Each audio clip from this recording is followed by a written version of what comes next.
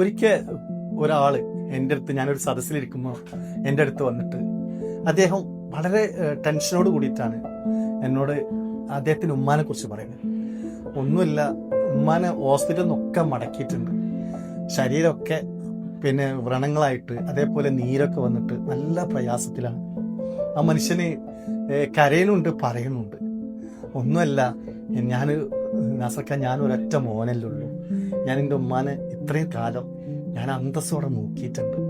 ഇപ്പോൾ എനിക്ക് വല്ലാണ്ട് പേടി. ഒന്നുമല്ല, ഡോക്ടർമാരൊക്കെ ഇനി അങ്ങോട്ട് കൊണ്ടു ചെല്ലണ്ട, ഒന്നും ചെയ്യാനില്ല എന്നുള്ളത്.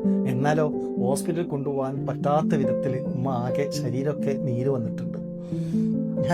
എനിക്ക് എന്താ പറയാ, ഞാൻ ഇതുവരെ എൻ്റെ ഉമ്മാനെ നോക്കിയ പോലെ അന്തസ്സോടെ നോക്കിയ പോലെ തന്നെ അന്തസ്സോടെ മരിപ്പിക്കാൻ പറ്റുമോ?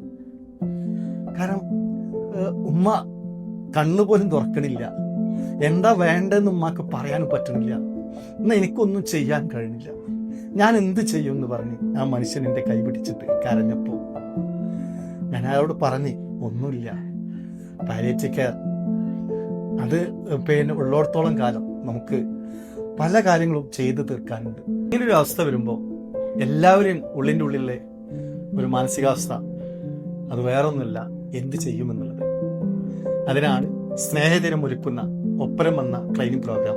തലമുടി മുതൽ കാൽപാദം വരെ ഒരു മനുഷ്യനെ ഒറ്റയ്ക്ക് എങ്ങനെ പരിചരിക്കണമെന്ന് നിങ്ങളെ പഠിപ്പിക്കുന്ന, അല്ലെങ്കിൽ നമുക്ക് അറിഞ്ഞിരിക്കേണ്ട എല്ലാ കാര്യങ്ങളും ആ ട്രെയിനിങ് പ്രോഗ്രാമിലുണ്ട്. ജനുവരി 25 കെയർ പാലിയേറ്റീവ് സെന്റർ തലക്കാട് വെച്ചിട്ട് സ്നേഹതീരം വളണ്ടർ വിങ് ഒരുക്കുന്നുണ്ട്. ഒപ്പരം എന്ന ഈ പ്രോഗ്രാമിലേക്ക് നിങ്ങൾ രജിസ്റ്റർ ചെയ്യുക, പങ്കെടുക്കുക.